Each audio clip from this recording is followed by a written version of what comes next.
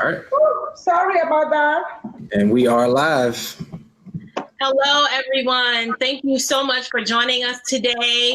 This is April Patman and Jay Andrews from Blexit, Georgia. And this is a particularly special live that we're going to do today because we have two amazing guests that we're going to spend some time with, educating us on a topic that a lot of people don't know much about. We have Evan Mulch and Johsie Cruz joining us today.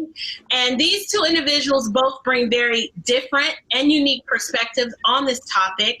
And I must admit, personally, even though I am a conservative and I know that I am repulsed by the idea of communism, it's interesting to have a conversation with someone that can give you either a firsthand account or who has spent a considerable amount of time being able to understand the ins and outs of communism and why it is such a bad idea for Americans, and it's completely against our American values. So what I'll go ahead and I'll introduce our first guest, Mr. Evan Mulch. Hey, Evan, how are you today? I'm doing great. How are you doing, April? I am great. Can you just take about 1 minute? We are on a very tight schedule. To tell us a little bit about yourself and why you're here today. I work for the John Birch Society. I come from Western Kansas. I grew up in a mostly white area. And I, growing up, had experiences that helped lead me to where I am today, to where I recognize the fact that we all have God-given rights and that we should stop Marxism, and that's really the best way for us to experience the greatness that we can experience as Americans is if we recognize each other's God-given rights. And I just want to note, I grew up with a cousin that's African American. He's my age, and we were always we're family. He was adopted in the family. And I did not experience racism growing up, but I did see it for the first time when I started to enter big cities. And that's, I think, what we're seeing today is a lot of the country folks, a lot of people from rural areas, it's not so much that there's a divide out in the rural areas or the smaller communities. It's mostly in the big cities, and we need to recognize that the communists are doing their strategy is taking place in the big cities right now, and I'll cover that during the discussion. Anyways, I hope that helps. That does. Thank you so much. Johsie! Yay! Hi, guys! What's up, Johsie? Good. Thank you. Tell us a little bit, for those who don't already know you, I know you have some good news to share, but tell us a little bit about who you are, your background, and why your voice is so important in this conversation. Well, I am a grateful and thankful American who came to this country in the legal way, and I waited over 12 years to become a citizen.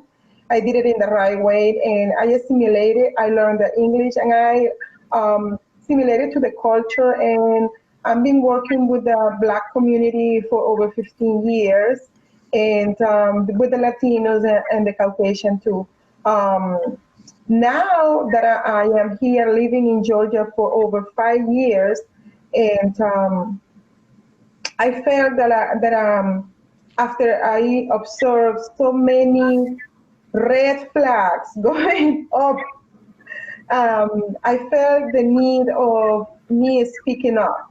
Before I was very quiet, but now I got louder when it comes to socialism and communism, because we need to understand something. Socialism is paving the road to a country to become a communist country. I am original from Venezuela, and I don't think I have to tell you much about Venezuela.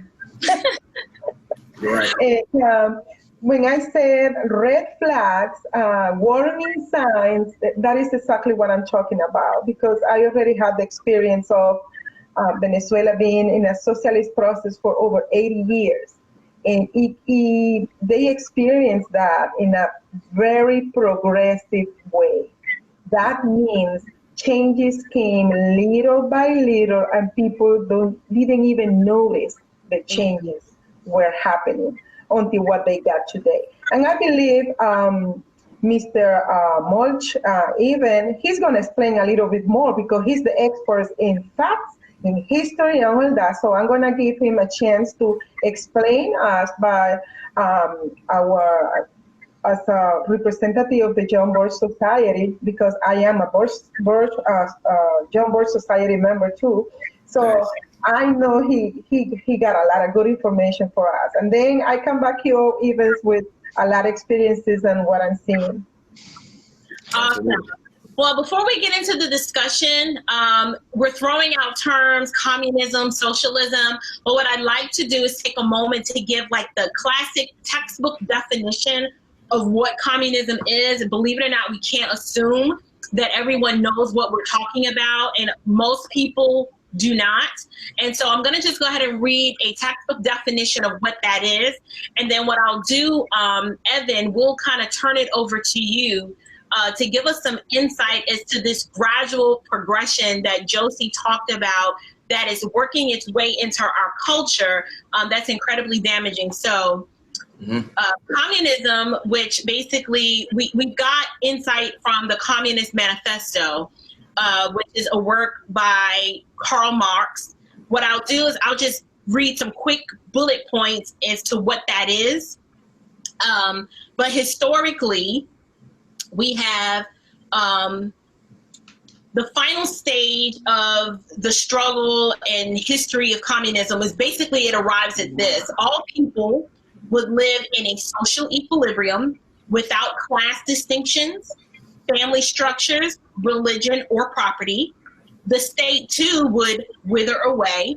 The economy would function as a popular Marxist slogan puts it, from each according to his ability to each according to his needs. The key takeaways are communism is an economic ideology that advocates for a classless society in which all property and wealth is community owned instead of by individuals. Keep that in mind.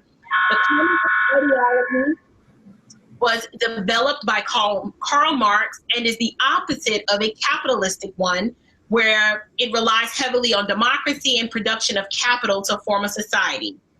And basically, on its face, most people will be like, well, it doesn't sound too bad. It sounds like a nice kumbaya. Everybody has what they need. But what I'd like to do in this discussion is for us to be discerning and to educate our audience as to what this actually means, because we know words have meaning.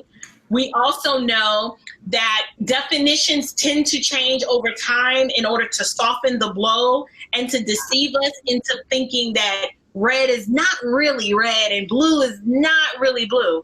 So, Evan, can you talk to us about this concept of this classless society where property and wealth is community owned instead of by individuals? Because a lot of people would say, you know what, that I don't see why that's such a bad idea. That means, you know, no one's going to be hungry and everyone's going to have what they need. Explain to us why that is not such a good concept. Well, it's been proven over and over again that it's a utopian that doesn't work. And I do want to say democracy does not create the opposite of what communism is. Democracy is actually a stepping stone to communism. We have a constitutional republic, and that protects God-given rights. A democracy is majority rule.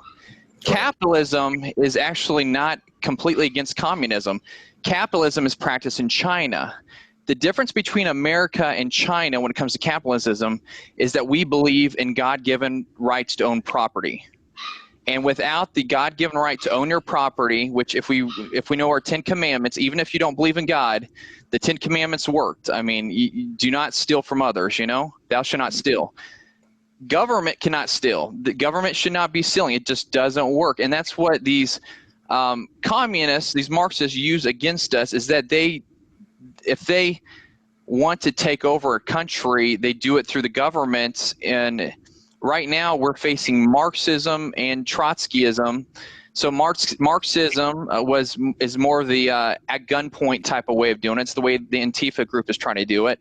And then you have Trotskyism, which is really what the white Republicans at the top have been doing for a long time. They push for communism in the form of socialism until the people want it so badly, they finally give in to Marxism. So it's not done at gunpoint, but it's done through constant war, sending our best and brightest people overseas, destroying their families, warring against people who believe in God, the institution of the family. So Antifa is not just to blame. We've had the Republican Party for decades, who've had the Bush family at the top, the Crystals, William F. Buckley, and a lot of this came from the time period in the early 1900s. Particularly 1913, when the Federal Reserve Bank was created, which was a bank created to enslave all the American people except for the elites that had ownership in the Federal Reserve Bank. And that's why we're dealing with this massive problem today, where our budget just went up. The amount we spend has just went up $2 trillion, I think, in the last few days. Well, who gets to pay that back? It's we, the Americans, and it's going to be our children and grandchildren, and most likely it's all going to fall apart. I hate to break to everybody, but it is going down, and it is not looking good. But we have to, in the meantime, we have to get prepared for what's happening, and we have to be the people that stop the racial strife. We are all brothers and sisters. I believe we're all children of God, and what we've got to do is be the people, the peaceful people. We wise as serpents, and as peaceful as doves, but that wise as serpents part is important. I think most people who believe in God, especially in the South, don't take that seriously. They're being as peaceful of doves without being as wise as serpents. You got to take both into consideration. Not many people know, and I'm going to hold this up here. This is a pamphlet that was distributed, I think, in the 1930s, and it's called Negroes in a Soviet America. Mm-hmm. And so this is the education that the Marxists did in America as a lead up to the civil rights movement. And so not many people know that it was the New York bankers, a lot of New York bankers, that funded the Bolshevik Revolution, which was the Marxist takeover of Russia. Russia was actually a country that most of the people believed in God, and it was a small minority of people that took Russia over through the Bolshevik Revolution, which caused Marxism in Russia. And a lot led up to that. We can't forget that Karl Marx was a correspondent for the top American newspaper back in the 1850s, 1860s. He actually was very, strangely to a lot of people, he was actually very appreciative of Abraham Lincoln. And some may ask, why is that? But you'd have to study what was going on during that time period. A lot of the northern soldiers were people that came from Europe. They were called the 48ers of 1848. They had lost a war promoting Marxism in Europe. And when they lost that war, they came to the United States to fight for the North. Wow. And that's something that's going to blow a lot of people's minds, is that why were the Marxists coming in droves to fight for the North to destroy the South? Because the war, to a lot of people, the history's already been decided that it was a war upon slavery. But I've got some news for everybody. If you study the stuff from the John Birch Society, you're going to find out that these Marxists played both sides of the war. Right. What they do is they try to create strife, try to create confusion, and they're the people. If you've ever been in a fight before, I have been in a fight. I was a boy at one time. I got in a lot of fights, but we always knew that this one guy was trying to get us in a fight. He was always trying to instigate it, get it going. Mm-hmm. That's what these Marxists do. They're trying to, and guess what? They're lined up with the bankers that are going to fund both sides of the war, and that's the game plan all over the world for centuries now. So this idea of Marxism actually predates Karl Marx, and so he shouldn't get all the credit. In fact, he doesn't deserve credit for the Communist Manifesto, because the descendants of the Bavarian Illuminati, who I can talk about later, actually created the Communist Manifesto and basically handed it to him. So Karl Marx is credited for writing the Communist Manifesto, and that's because it gave more momentum for them to have a person, kind of like we're experiencing the Donald Trump effect today. Same thing with Barack Obama. People cling to that one person. That one person's going to solve all my problems, right? Right. Well, that's what they kind of did with the Communist Manifesto. Karl Marx, we're going to put him at top. We're going to make him the glory man of all this. And it wasn't really his ideas. It really came from a meeting in 1776, the same year as our Declaration of Independence. It was May 1st, 1776 in Bavaria, Germany, where these group of anti-God satanic people got together to form a one world government and to promote anti-God religion in all the world, and to destroy the family, and to basically promote perversion and whatever feels good, and get totally away from morality, really. And that's the true history there. And that's rooted the same year as our Declaration of Independence. So if you can imagine May 1st in Bavaria, Germany, and then July 4th in the United States. Well, it wasn't the United States at the time, but in America, and these complete opposite ideas on opposite sides of the world, we're fermenting, and basically right now though the ideas of the Bavarian Illuminati are controlling most countries around the world, and that's what we need to realize, is that their game plan is actually working very well for them. Anyways, we'll keep going here. So Evan, in that same vein, tell me, I've noticed when I'm reading about you in the John Burke Society, one of your goals or hopes is that people would cling to their God-given rights, but also that Black Americans would exit the Democratic Party. Now, I know they're like, I thought this was about communism, and it is. Yeah. But explain to me why that is so crucial. Educate many who maybe say, well, I don't see, why can't I be Black and be a Democrat? Like, what's wrong with that? Can you shed some light on how it is the antithesis of what people think they're supporting? Well, we used to have members that were in the Democrat Party. I can tell you right now, as the field coordinator for North Carolina, Georgia, and South Carolina, we do not have one member today that's in the Democrat Party. And that's because the Democrat Party has become so toxic, so far on the left, that it's just obvious the Democrat Party wants to destroy Americanism and completely flip us to a United Nations satellite country, which is basically a Soviet country. And so being that it's so obvious, I think it's important for people to take that to note. Now, if you live in a Democrat district and you want to win, and there are 5% Republicans and 95% Democrats, run as a Democrat. I mean, you know what? You have to win sometimes too. We can't, like for instance, we have a lot of good candidates that run over and over again for office and they never win.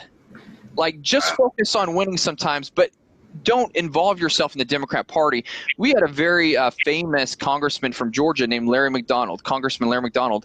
He was in the Democrat Party. Back in 1979 or 1980, he was hated so bad by the Democrat Party that they tried to excommunicate him from the Democrat Party. I think he's been the only congressman that they've tried to excommunicate from the Democrat Party in this time period. So, I mean, probably maybe in the whole 20th century. But anyways, it's important to know that Larry McDonald was a Democrat, and that's because that's what got him to become a congressman, where he could promote this Americanist idea of God-given rights. But I would say in most areas of the nation, get out of the Democrat Party, join the John Birch Society, and then get into the Republican Party, where you're going to be much better treated, and in an area you may have about the same chance of winning if you win as a candidate. But Republicans are generally going to treat you better, and they're going to let you know you shouldn't fall in the same mindset. Being in the mindset of a Marxist is very dangerous. There's no wonder why Marxists commit suicide at a much higher number than people that are trying to follow God. There's no wonder that their families are just in turmoil, that there's a higher number of abortions. They live in poverty. The people that are behind Antifa, these people don't want an equal playing field. What they're trying to do is what Karl Marx did. Karl Marx and his gang of communists, they became the richest people in the country and had the most power. And so they basically traded with the former elites, but at least the former elites who followed God were trying their best to educate those who may have been in poverty to rise up and be in the same situation they're in. And so there is wrongs are committed on every side. If you're rich, in my belief system in the faith, you're supposed to give as much as you can to the poor. You know, Right. You don't want to starve your children, but you got to give as much as you can to the poor. But I tell you, the best thing to give the poor is education, because education is what people, and that's what we believe. Education is the total strategy, and truth is our only weapon. That's our mantra. Okay. Hey, Evan. You had a question? Yeah, I had a question for both Evan and Johsie. I know Johsie and I, we talked about this briefly, and I kind of wanted you to chime in on it. So as far as like you were talking about, when it comes to, Black people and things like that, a lot of us don't understand what communism is and how it really affects us day to day. So I kind of wanted you guys to go into, things such as the Frankfurt School, because I've done some studies on the Frankfurt School, and I've noticed that like through the Frankfurt School, things like political correctness and also social injustice, those ideas have generated from those. So I just want to know, Johsie, from your experience, like, have you seen Did you see that in Venezuela as well? Because I'm seeing that now in America, like those ideas are coming to light. Yeah, basically the worldview, like Jay said, what is the worldview that communism is trying to promote? How are they trying to change the thinking of the American? What is the agenda? It's a hate-filled agenda, Right. and you destroy your own soul in the process. And that's what they do to these kids, is they destroy their souls at a young age, trying to get them to be as hateful and live with vengeance, and to live in a perverted lifestyle in as early age as possible. We've had these people working in America for a long time. You know, there's FBI operations that, you know, where they've tested out these communist ideas. There's no question why there's so much sex trafficking. Wow. And the Epstein pedophile island was used to court politicians in America. And right now, I think there's a lot of Americans that are aware of what was truly going on. Is you have a group of people who are anti-God, immoral, and once they get in charge of a school system, such as they did at the Frankfurt School, it's all about making sure these kids, and a lot of it happened to, you know, let's go back to the time of slavery in America. A lot of areas, the slaveholders did not try to educate the slaves. Why did the slaveholder not try to educate them? It was to keep them enslaved, right?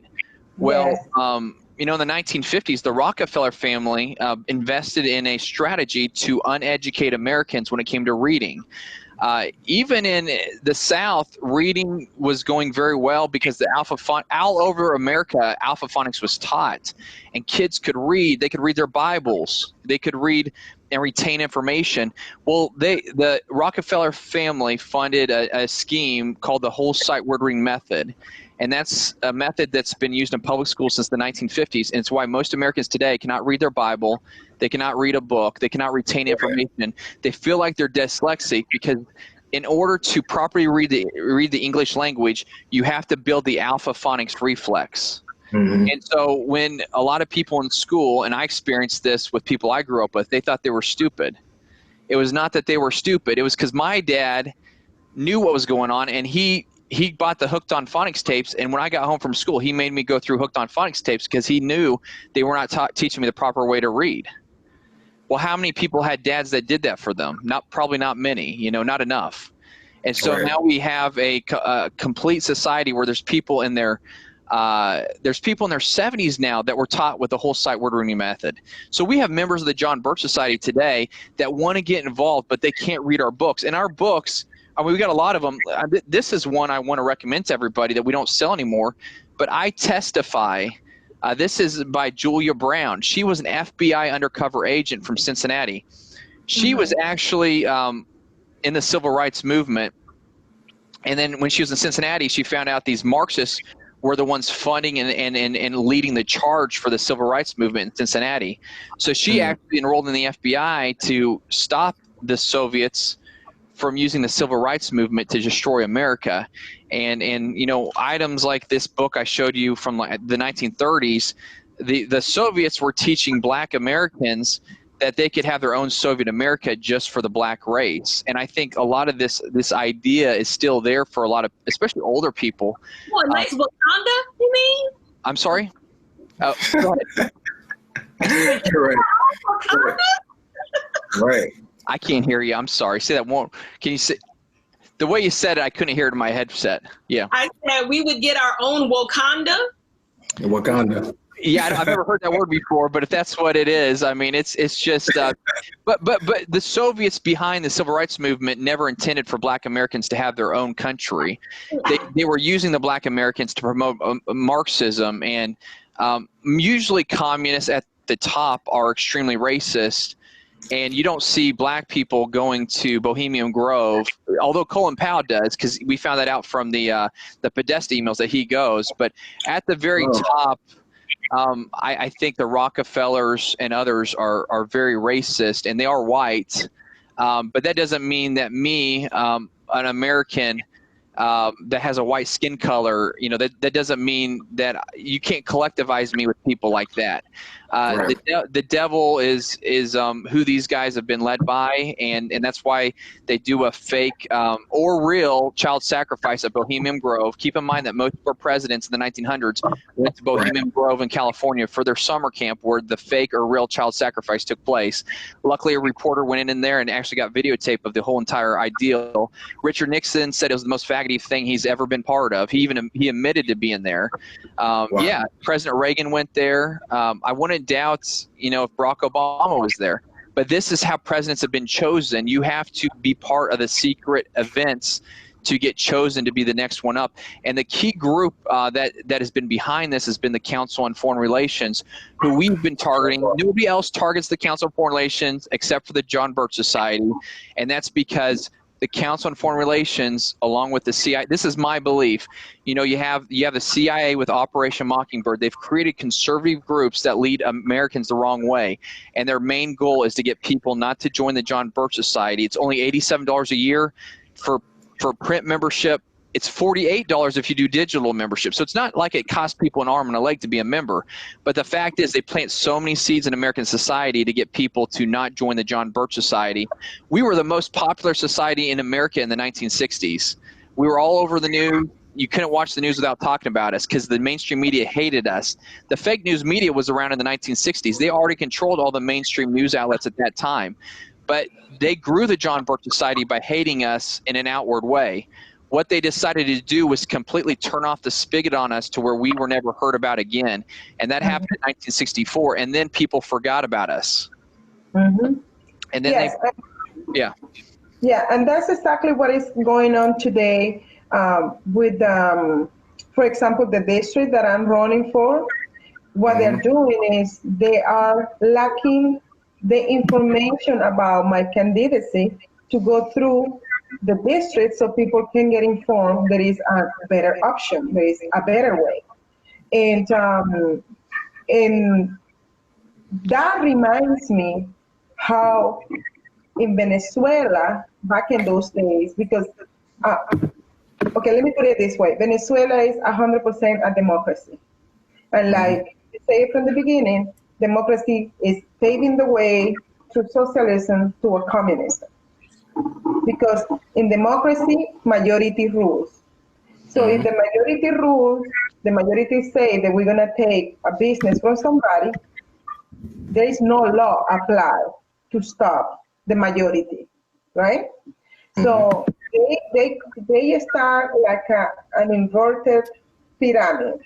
They start with taking away from big companies, big names, and then they go down, down, down, expropriating. That's what's happening in Venezuela, expropriating from people, businesses and clinics and any kind of businesses until they didn't have nobody else to expropriate in the name of society, in the name of the commonwealth of the city, whatever. And then after they finish with them, they start looking for individuals. So if somebody had a house, he has two houses, what they did is they took one house from that person, give it to somebody else who didn't have no house. And then when it comes down, when you lose one house and you still have one house, but if they find out that your house has 3 rooms or 4 rooms, and you are the only one living or 2 persons are living in the house, you know what they did? They put people out from outside living in your house because you were having 2 rooms available. I'm sorry, come again. What? That's crazy. Someone's going to move into my home because I have extra rooms and it's just me. Yes. Because you have an extra space that somebody will need it. So let's say they have homeless around your house, they will tell the homeless to come to your house and live inside your house because your house now is not your house anymore, it's the community house. That's what everybody's asking. And let's go back to the first years of America, before the Declaration of Independence. One of the reasons why the Declaration of Independence was created is because the British soldiers, when they traveled, they would require that the Americans provide them a place to stay. It was law. And that's why in the Constitution today, we still have it that people's property is their property. Right. Yeah. And I'm not saying everything that the original Americans did was correct. I disagreed with slavery. And if you do the research, if you read our book, To the Victor, Go the Myths and Monuments, and I'll try to hold it up here for you. If you read this book, it's a nice thick book you can buy for about $20 on our website, shopjbs.org. You'll find out it was the states of South Carolina and Georgia that really stopped the process of freeing slaves in America right at the get-go. And that's too bad. They didn't do it right. It's the fault of the leadership at the time. But if you read a lot of the great leaders, they were totally against enslaving anybody. But the problem is the leadership in South Carolina and Georgia they were not going to join the Union unless it was remained. And there's probably more to it than that. But you had there's a lot of economic reasons for it, and it was wrong to keep going. But given those facts, whatever happened. Let's make America better than it ever was. Let's try our best to unenslave everybody, because right now everybody in America does not own their property. They don't own their income. We are all enslaved to a partial Marxist system right now. Right. And until we get rid of the Federal Reserve Bank, until we allow for competing currencies, until you can own your home without having to pay a property tax, until you can own your car without paying a property tax, until you can make an income without the state and the federal government coming for part of your income, we are not free people right now. And that's not what Antifa is going for. That's not what Black Lives Matter is going for. They're going for full throttle Marxism. Let's just see what happens. Right. And guess what? These people who practice their secret rituals at Bohemian Grove, that's what they want to see happen. Is they want this racial strife to take place. They want there to be fistfights in the street. They want there to be a guy with a Confederate flag, running over Black Americans and being the front page of the news. They want a Black Lives Matter person shooting a white person that may be a pastor. I mean, they don't care, what the images are. They just want to show that Americans are not getting along and that we can't handle our own republic, and that therefore we should not be able to govern ourselves anymore. That's really their goal. Yeah, one of the key about how the communists, the socialists, dependency of government, whatever name you want to give this group, right? One of the keys they have is they create chaos and crisis, and then they come with a solution, period. They create it, like what's going on in Minnesota today, now extended to New York and so on. So when they create, they allow the government to come and take control over the individuals and on their property, on their properties. And sadly, the Democratic Party today is not the young FK party anymore. So these Democratic, they call themselves the Democratic Socialist Party. And as I said before, socialism leads you to communism. And what we are seeing is with the Frankfurt School and the New Left, there is different movement came and to influence Americans and take the freedom away from them. We could see with this last 3 weeks with the sadly death of George Floyd, we could see, like you guys are talking about Antifa, but I got a little more information on who is helping Antifa to destroy not the white community, not the rich community. They are destroying the Black and poor communities. Right. These groups are being financed by Latino America countries, and we have proof that there was 2 meetings, one in person that was last year. I mean, in the year 2018, all these leaders from Venezuela, from Cuba, from Bolivia, from South America, what we call the South Power Forum, they got together and they were planning how to create some kind of stress and problem to the United States. And that's when the idea of the caravan came from Central America down, up north. So the president and the leaders from Honduras and Guatemala, they got together because we need to understand that Latin America is being taken over by socialists and the communists. So anything that bad happened to them, bad, they blame to United States of America. They do not blame to the leadership. They blame it to us. So we are the one who are making them suffer. So what they do is they get together, they plan, they do this kind of what I call invasion. And how do they start it? When Venezuelans start going south, Venezuelan people start walking down the border and they cross over Colombia and then Ecuador and then Peru and then Chile. That was a caravan that disrupt those countries because they're receiving people now disrupted economically, disrupted the culture, disrupted everything disrupted until Chile last year in November was completely destroyed by those visitors who came from Venezuela. And those people who came in that group from Venezuela, they had communist infiltrator from Cuba, from Iran, from Syria, from all these countries who hate so much United States. So that was like the practice that what happened with Chile. And then we experienced the caravan. How many caravans from Central America? I believe 3 or 4 caravans, right? So they came, they were intending to bring a lot of people from Middle East with Venezuelan diplomatic passports. And Venezuela is involved in this situation, conspiring against the United States. How to use the Black community to raise up and get some unrest and provoke what they call social changes. But it's not social changes, it's the destruction of the Black community, specifically the vulnerable ones, the ones who are vulnerable, the poor community, those small businesses, the papa, mom, and auntie businesses. That's what they did. And then I got in Spanish a video from Zoom having 14 leaders from Europe, Latin America, Central America, plotting against United States to provoke this chaos that we are experiencing now. So whoever wants the video, I can send it to you.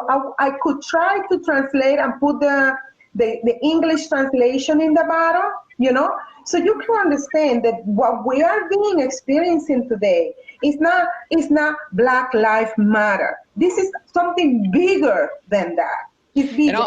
And I do want to note here that the most dangerous American right now is a Black American that's educated, and a Black American that is in tune with the John Birch Society education. That is the most dangerous America, because the Marxists thought they had the Black Americans. They really thought that it would be easier to get Black Americans to give in to what they're giving, what's happening, and they're realizing it's not.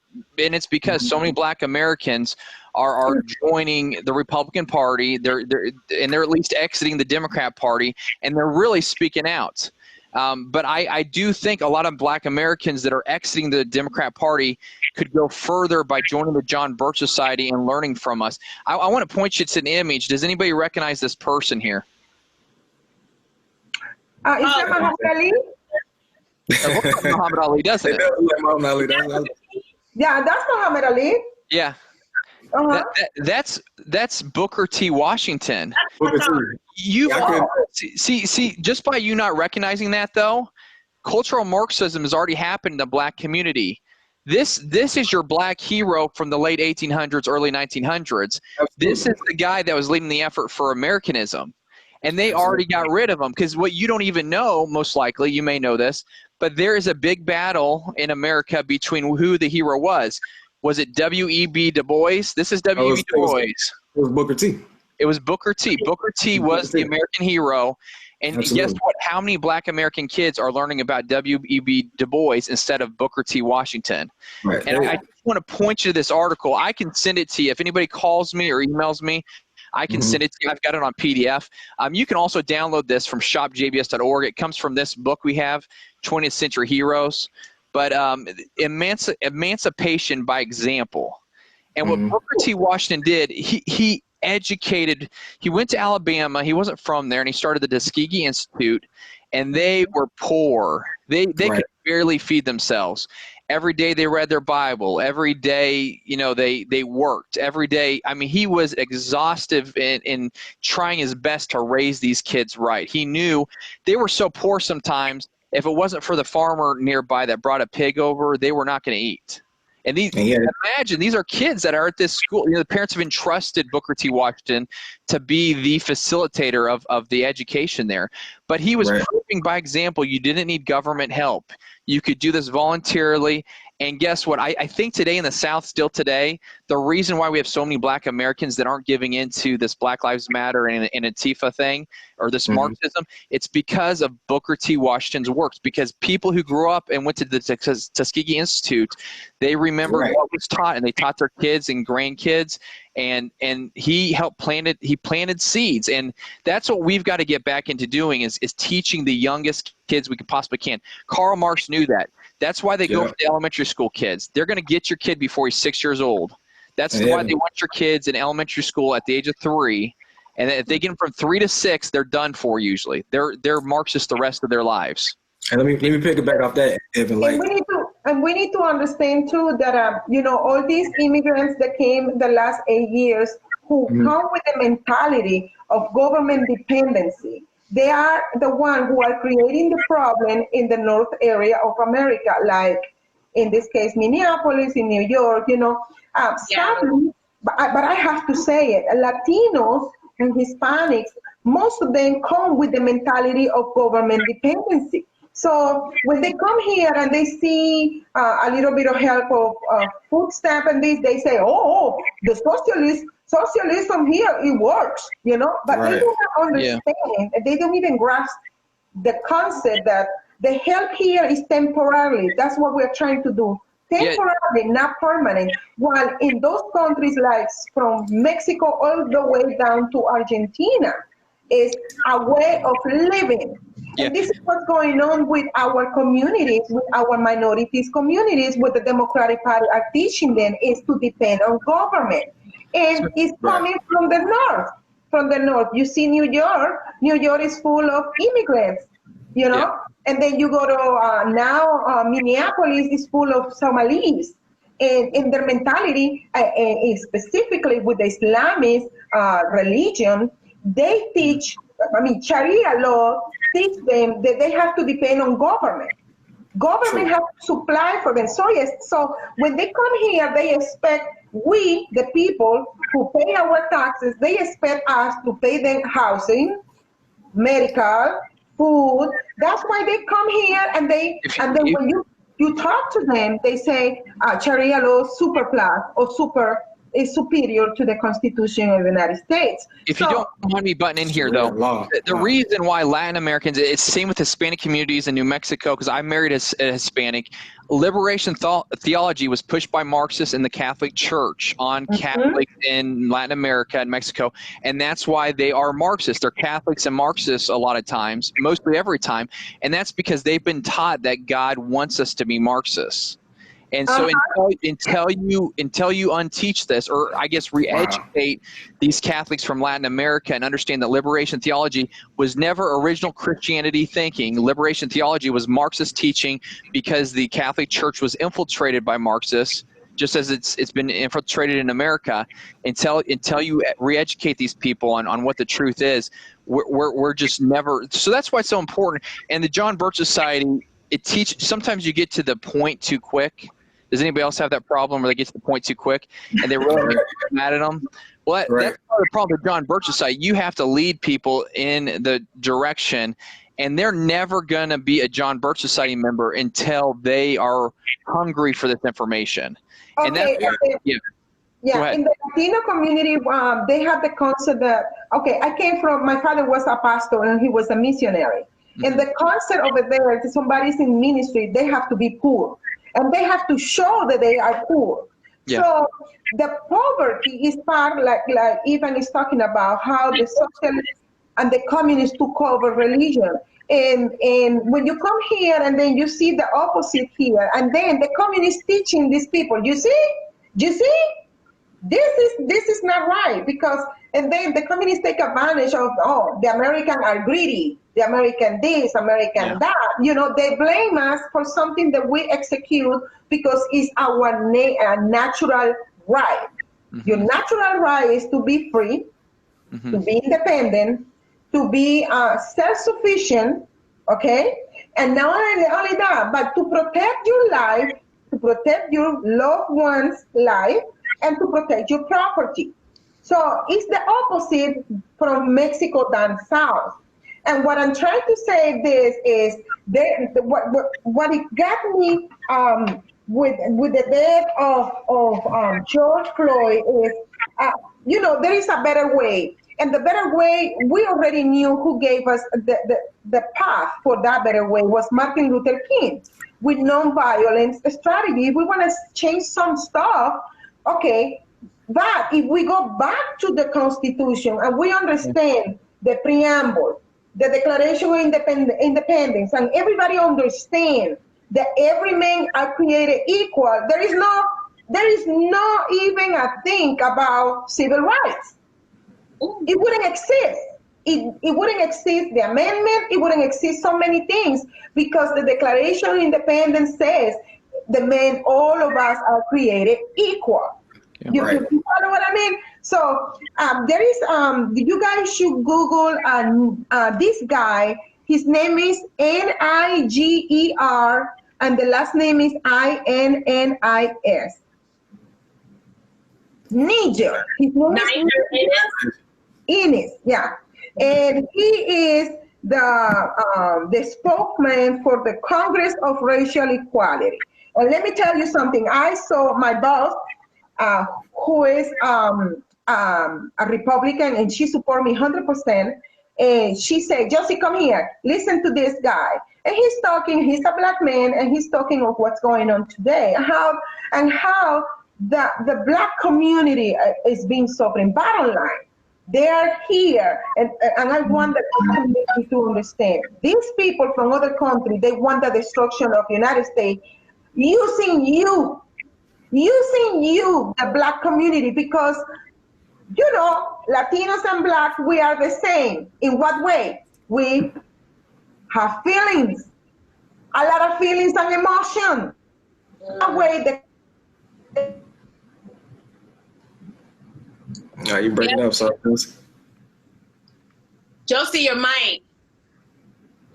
I think the internet's breaking up for her, so that's why we can't hear Johsie. Yeah. But I know we're at the 45-minute mark, so I do want to make some conclusions here. I want to be back on the show, number one. I'm honored to be here.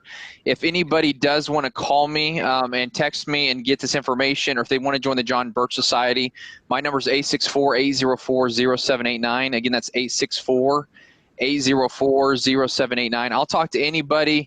Even on the weekends, if you call me, if you want to talk about what's going on, I'd be glad to work with you, and because we're going to stop this. There's racial strife right now. There's a lot of crazy things happening, but I believe there's enough Americans that are rising up right now to where if we agree with Americanism and we agree that we all have God-given rights, we're going to be okay.